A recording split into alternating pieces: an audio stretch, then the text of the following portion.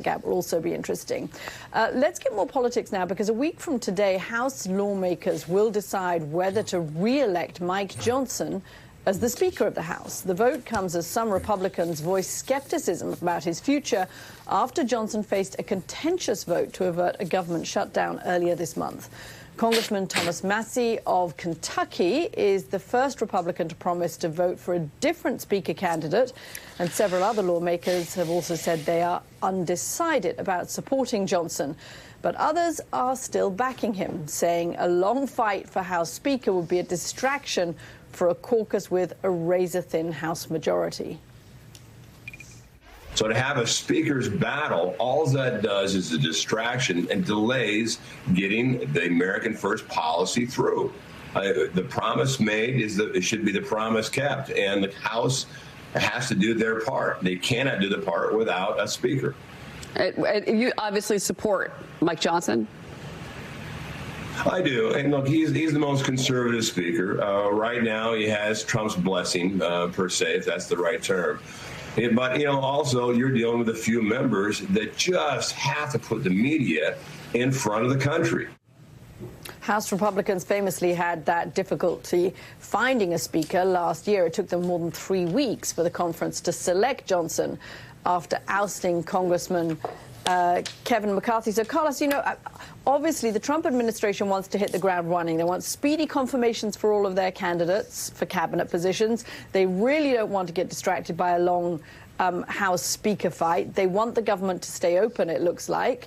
How do they manage this with Johnson looking so weakened by what happened just before the Christmas holidays? Well, that was definitely a blow to his standing with House Republicans. But I'll tell you, the best thing he has going for him is that there is no credible alternative. The men who would be in position to challenge Johnson, Steve Scalise, Jim Jordan, Tom Emmer, these are all men who tried to ascend to the speakership and failed just a few months ago. So Johnson has that going for him. The reason he got elected is because he really had no strong enemies inside the House Republican Conference. And even though some people like Thomas Massie are upset, they really don't have anywhere to go. So I do think that that, combined with the fact that Republicans are still traumatized from all their speaker drama during this Congress, bodes well for Johnson. And I think he's very likely to stay in his position if he decides to stand for re-election as Speaker, which everything indicates that he will. But without a doubt, when it comes to whipping for votes, especially for big legislation like tax policy, which Republicans need to do, it is going to be very difficult with such a slim majority. I remind people, when I was in Congress and we passed the first iteration, the current Tax Cuts and Jobs Act, we lost quite a number of members on the floor, including most, if not all, of the New York delegation. If something like that happens during the next Congress, there's no bill. It'll fail. So this is going to be complicated for Mike Johnson and Republicans. And by the way, the Senate, even though that majority is a little healthier, 53-47, that's not going to be easy either. People I've talked to in Trump's orbit down in Mar-a-Lago say there is increased unhappiness from the president-elect towards Speaker Johnson, though we will see if he really tries to push for his ouster. Former Republican Congressman Carlos Curbelo, thank you very much for joining us this morning. Michelle, I want to turn to President Biden, down to his last weeks in office on a little Christmas, New Year's holiday now.